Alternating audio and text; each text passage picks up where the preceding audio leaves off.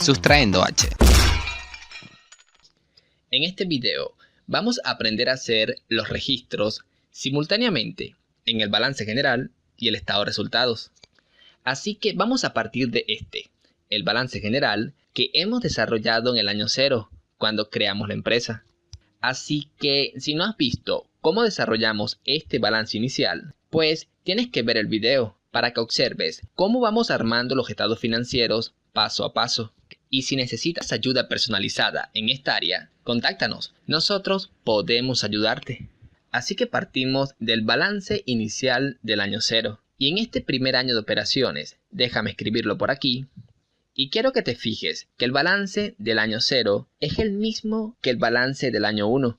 Y lo que voy a hacer es registrar directamente sobre el balance general y el estado de resultado todas las transacciones que han tenido lugar en el primer año de operaciones de la librería de Lorena. Así que déjame escribir por acá lo que será mi estado de resultados. Bueno, y lo primero es escribir el nombre de la empresa, que es Librería de Lorena C.A. Seguido del nombre del estado financiero, que en este caso es el estado de resultados, también conocido como estado de ganancias y pérdidas. Y por último, escribimos la fecha. Y estoy viendo que vamos a tener problemas de espacio. Así que se me ocurre omitir los rótulos principales. Bueno, tenemos que la primera cuenta de nuestro estado de resultados son las ventas. A estas ventas le vamos a restar los costos. A la diferencia entre las ventas y el costo, habitualmente le llamamos utilidad bruta. Lo siguiente que vamos a registrar serán todo el conjunto de gastos administrativos, generales y de venta. Y si me lo permites, agruparé a todos estos gastos bajo el nombre de gastos generales. Y el resultado de restarle los gastos a la utilidad bruta se conoce como EBITDA por sus siglas en inglés. Y esto no es más que el beneficio antes de intereses, impuestos y amortizaciones.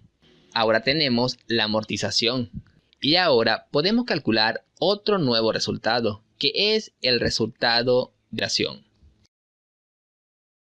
Lo siguiente es registrar los intereses. Y con ello obtenemos un nuevo resultado, que será el resultado antes de impuestos. Y finalmente, lo único que nos queda es incluir el impuesto y sacar la utilidad neta.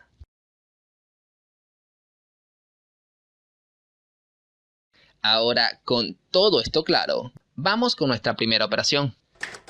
Se realizan ventas en efectivo de $40,000 con un costo de los bienes vendidos de $10,000.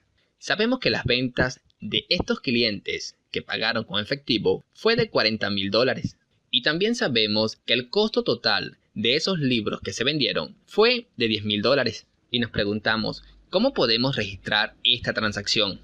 A ver, como sabemos que estos clientes pagaron con efectivo, nuestra caja aumenta a $40,000.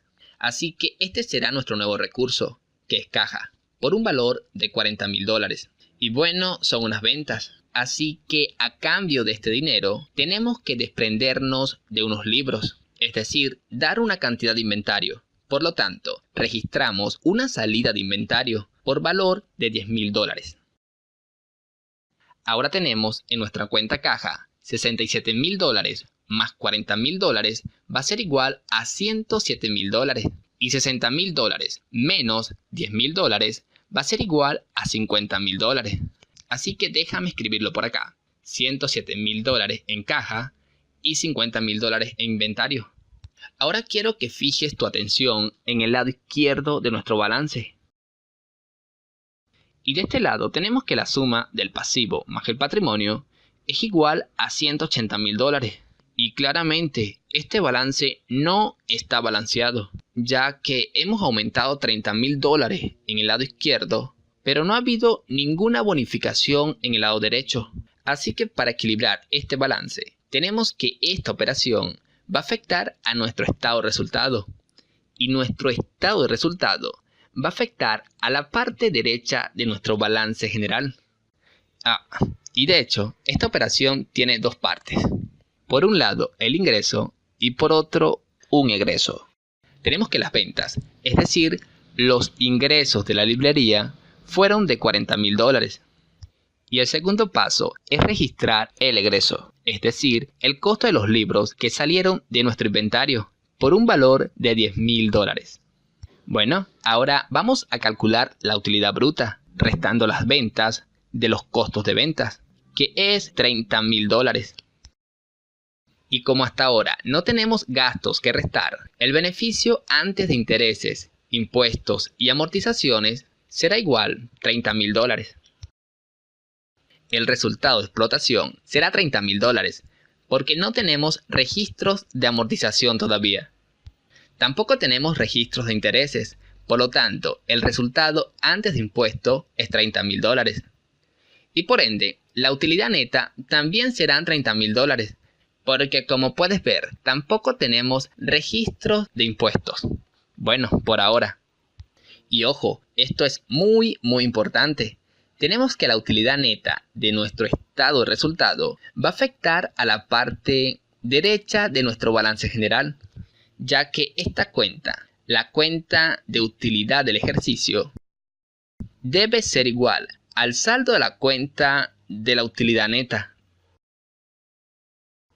¿Y qué crees? Nuestro balance vuelve a estar equilibrado, es decir, que la suma del activo es igual a la suma del pasivo más el patrimonio. Bueno, vamos con la segunda operación. Tenemos ventas por $20,000 a crédito, con un costo de los bienes vendidos de $7,000. Y esta operación es parecida a la anterior, con una diferencia muy importante, ya que las ventas en este caso fueron a crédito. Es decir, Lorena no cobró ese dinero a sus clientes. Y mi pregunta es, ¿crees que en este caso debemos registrar aún la contabilidad? ¿Tenemos que reconocer que hemos tenido unas ventas si no la hemos cobrado? Pues evidentemente sí, ya que estos libros han salido de nuestro inventario y están en manos de nuestros clientes. Por lo tanto, Lorena tiene el derecho de cobrar esas ventas en el futuro. Así que tenemos el derecho de cobro y anexamos una nueva cuenta. Y vamos a llamar a esta nueva cuenta clientes por un valor de $20,000. Así que este es nuestro nuevo recurso, cobrar $20,000 a nuestros clientes en el futuro. Ahora vamos con la segunda parte de esta transacción, que es reconocer el costo de los bienes vendidos. Como hemos visto en la transacción anterior, obedece a la pérdida de inventario por valor de $7,000. Tenemos $50,000 en nuestra cuenta de inventario, menos $7,000 va a ser igual a $43,000. Déjame escribirlo por acá. Y nuevamente tenemos un balance que no está balanceado. Recordemos de la transacción anterior que una venta tiene dos partes en nuestro estado de resultado. Primero, el reconocimiento del ingreso. Y bueno, en este caso tenemos el derecho de cobro de $20,000 a nuestros clientes en el futuro. Y ojo, esto es muy importante. Aquí en las ventas, no importa si las ventas las hemos cobrado o no, debemos hacer el registro independientemente. Y el segundo paso es reconocer el costo en nuestro estado de resultado por un valor de $7,000. Entonces tenemos $40,000 más $20,000 va a ser igual a $60,000. Y por los costos tenemos menos $10,000 más menos $7,000 va a ser igual a $17,000. Así que déjame escribirlo. Tenemos que la diferencia entre las ventas y los costos es igual a la utilidad bruta. Va a ser igual a $43,000. Y como puedes ver, nuestro balance vuelve a estar equilibrado. Vamos con la tercera operación. Se paga con efectivo $18,100 de gastos generales, administrativos y de ventas. Aquí nos dicen que Lorena ha pagado todos estos gastos con efectivo. Y como consecuencia, nuestro saldo de caja disminuye $18,100 y nos quedan $88,900 en caja. Ahora, ¿cuál crees que es la contrapartida? ¿Crees que estos $18,100 son un gasto o por el contrario son un activo? Y claramente estos $18,100 suponen un gasto y por lo tanto una disminución en la cuenta de resultados. Déjame escribirlo aquí. Menos $18.100. Y esto es un gasto porque Lorena ha consumido durante este primer año todos estos recursos. Ella ha trabajado en la empresa y de la misma forma ha consumido luz, agua, etc. Y de hecho, esta es la diferencia fundamental entre un activo y un gasto.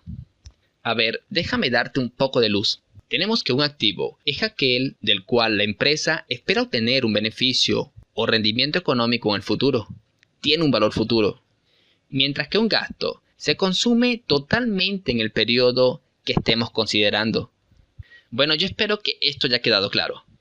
A esta utilidad bruta de $43.000 le vamos a restar los gastos generales, que son $18.100, que nos dará como resultado el EBITDA. $43.000 menos $18.100 va a ser igual a $24.900. Y como hasta ahora no tenemos más deducciones, nuestra utilidad neta será igual a 24.900. Y esto, como ya sabemos, va a afectar nuestra parte derecha del balance general. Y ¡tatán! Nuestro balance vuelve a estar equilibrado. Pagamos $12.000 de gastos de alquiler. Y si recuerdas, en el primer video, cuando hicimos el balance inicial en el año 0, Lorena pagó por anticipado $12.000 de alquiler. Bueno, estos $12.000 le daban a Lorena el derecho de usar esas instalaciones durante el próximo año. Y nos preguntamos, ¿qué ha ocurrido durante todo este año? Bueno, Lorena se ha consumido, ha hecho uso de ese alquiler y al final del año 1 ya no dispone de ese alquiler en nuestro balance. Y por lo tanto, el saldo final será 0. Y exactamente como lo hemos hecho en la transacción anterior, el consumo de un recurso nos empobrece. Y por lo tanto, tenemos que reconocer esa pérdida de riqueza en los gastos generales de nuestro estado de resultado. Teníamos menos $18.100 más menos $12.000 va a ser igual a menos $30.100. Por lo tanto, el beneficio antes de intereses, impuestos y amortización queda en $12.900. Y esto termina afectando nuestro balance, que vuelve a estar equilibrado. Y algo muy importante, quiero que recuerdes que estamos elaborando el balance a fecha 31 de diciembre del año 1. Y es justo en este momento que el alquiler se habrá consumido todo. Por lo tanto, debemos repetir la transacción que hicimos el año pasado, que es volver a prepagar o pagar el alquiler para un año más. Alquiler anticipado por un año por valor de $12.300. Bueno, este prepago de alquiler obviamente salió de caja y nuestra caja va a disminuir $12.300. Por otro lado, vamos a tener un recurso nuevo, que será otro nuevo alquiler anticipado por valor de $12.300. Así que mi cuenta caja quedará con un saldo de $76.600. Y fíjate que lo que hemos hecho aquí es cambiar un recurso por otro, un activo por otro activo. A ver, disminuye caja $12.300 y a su vez aumenta otro activo, que es el alquiler anticipado, por $12.300, por lo que no se ha alterado la armonía en nuestro balance. Se cobran $12.000 a los clientes. Cuando registramos las ventas, vimos que habían clientes especiales que pagaban a crédito. Si también recuerdas, la cantidad de libros que vendimos a crédito tenían un valor de $20.000. Pues de estos $20.000 de ventas a crédito, hemos cobrado $12.000. Y la pregunta es, ¿cómo hacemos el registro de esta operación? Pues en primer lugar, la caja va a aumentar $12.000. Por otro lado, debemos disminuir el derecho de cobro que habíamos creado en el momento de la venta. Es decir, que nuestra cuenta cliente disminuirá $12.000. A ver, tenemos $76.600 más $12.000 va a ser igual a $88.600. Y $20.000 menos $12.000 será igual a $8.000. Déjame escribir esto. Y permíteme hacerte una pregunta. Como consecuencia de esta transacción, ¿somos más ricos o más pobres? Bueno, fíjense que no ha cambiado nada. Si miramos la cuenta de resultado, en este caso el patrimonio neto, vemos que no se ha modificado. Son los mismos $92.000. Lo mismo que teníamos antes de esta transacción. Si recuerdas, cuando registramos las ventas a créditos por valor de $20.000 y su costo correspondiente a $7.000, incrementamos el patrimonio neto en $12.000. Allí, en ese momento, fue cuando nos hicimos más ricos. Ahora mismo, simplemente se trata de una transacción exclusivamente de pago.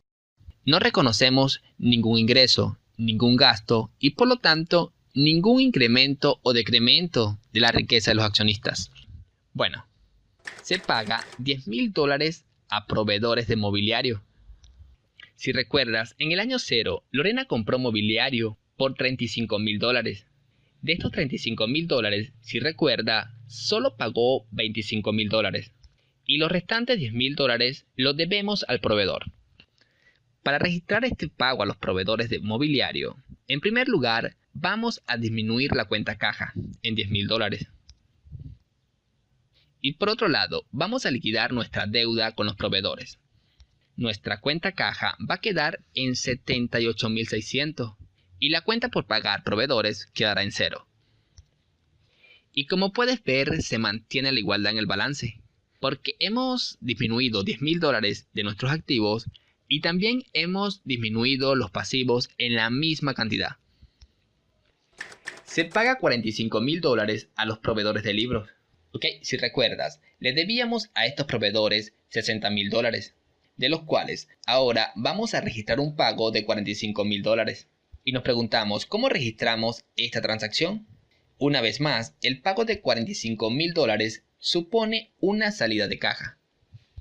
Y por otro lado, reducimos la deuda con nuestros proveedores en $45.000. Así que nuestra cuenta caja quedará en $33.600, mientras que la deuda quedará en $15.000. Y exactamente como en el caso anterior, nuestra igualdad se mantiene. Hemos disminuido $45.000 en el activo y también hemos disminuido $45.000 en el pasivo. Si nos fijamos en la cuenta de patrimonio neto, donde de alguna forma agregamos la riqueza que ha generado la empresa, no ha cambiado nada. Se tiene el saldo de $92.900. Por lo tanto, no somos ni más ricos ni más pobres.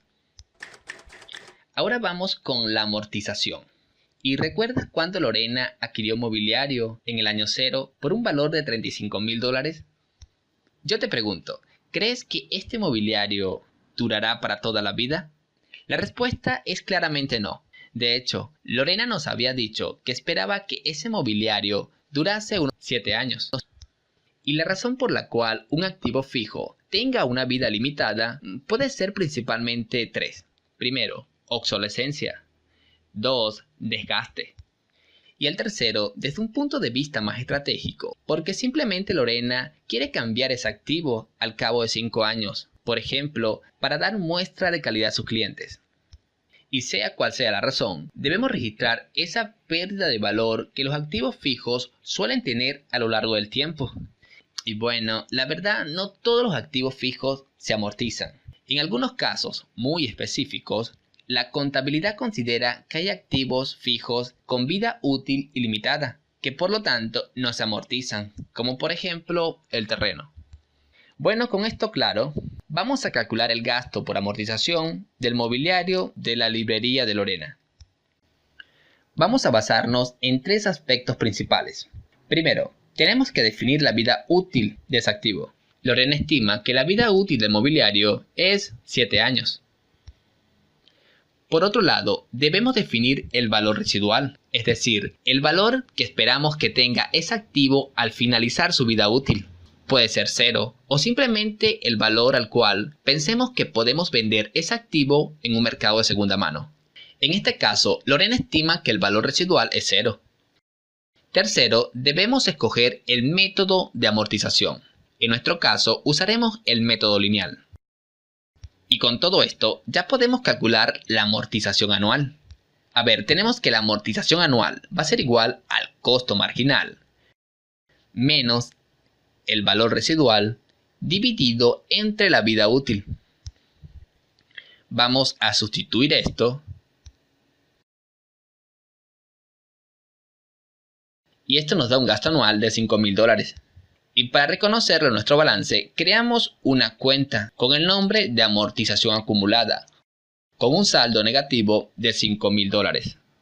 Por otro lado, la amortización es un gasto que lo debemos reconocer como gasto de amortización en el estado de resultado. Sacamos el resultado de explotación de la diferencia de la EBITDA y la amortización, que va a ser igual a $7.900. Bueno, ahora que ya somos expertos en amortización, vamos a registrar la amortización del software que Lorena adquirió en el año 0. Si recuerdas, el costo de adquisición fue de $6.000, a la vez que Lorena nos dice que la vida útil que ella espera será de 5 años. Y el valor residual al fin de la vida útil es 0. Por lo tanto, la amortización anual que debemos reconocer serán estos $1.200. La contrapartida de esta transacción será exactamente igual que antes. Será el reconocimiento de un gasto por amortización. Por lo tanto, esta transacción, al igual que antes, termina disminuyendo nuestro patrimonio neto. Pago de intereses de préstamo bancario e impuestos. Si recordamos, al final del año 0, Lorena solicitó un préstamo al banco por valor de $30.000. Una de las condiciones de ese préstamo era que tenía que devolverlo al cabo de 3 años y la otra es que tenía que pagar unos intereses correspondientes al 5%. A ver, lo primero es reconocer que estamos pagando al banco ese interés. A ver, tenemos 5% por el préstamo bancario, que son $30.000. Por lo tanto, el interés que debemos pagar al banco por utilizar el préstamo de $30.000 durante un año es de $1.500. Y como es de suponer, nuestra cuenta caja disminuye $1.500 y nos queda en $32.100. Y fíjense que estos $1.500 de interés que hemos pagado al banco no tienen un valor futuro. Es algo que nos hemos consumido en el periodo y por lo tanto es un gasto. Y lo reconocemos como una disminución en el estado de resultado. Calculamos el resultado antes de impuesto. Tenemos 6.700 menos 1.500. Esto va a ser igual a 5.200. Después de haber registrado el pago de intereses al banco, podemos ver que el resultado del año es de $5.200. Y tal y como ocurre en casi todos los países, este resultado está sujeto a impuesto, al impuesto sobre la renta. Y que en nuestro caso debemos pagar el 12% de impuestos sobre la renta. Así que tenemos 12% por $5.200 y esto va a ser igual a 624. Y para registrar esta transacción, pues claramente el impuesto sobre la renta es un gasto. Por lo tanto, la primera entrada será reducir la cuenta de resultado en 624. Saco mi utilidad neta, que es igual a 5.200 menos 624, que es igual a 1.576. Y Lorena nos informa en este punto que estos impuestos no se tienen que pagar al final del año 1, sino que se va a pagar a las autoridades fiscales en el año 2. Por lo tanto, la recontrapartida de esta transacción que acabamos de registrar no será una salida de caja, sino que será una nueva obligación que llamaremos impuestos a pagar por 624. Y quiero que se fijen que el balance está perfectamente equilibrado, porque hemos aumentado una cuenta del pasivo y también hemos disminuido una cuenta de patrimonio. Por lo tanto, el balance entre activo, pasivo y patrimonio se mantiene equilibrado. Y de esta forma hemos acabado. Si necesitas ayuda personalizada, tienes que ver este video. Y si eres estudiante y necesitas una fuente de ingresos, entonces tienes que ver este otro video. Y por otro lado, en la descripción del video te estaremos dejando una guía con ejercicios resueltos. Y recuerda que una buena forma de agradecernos sería dándole me gusta, comentando, compartiendo y suscribiéndote a nuestro canal.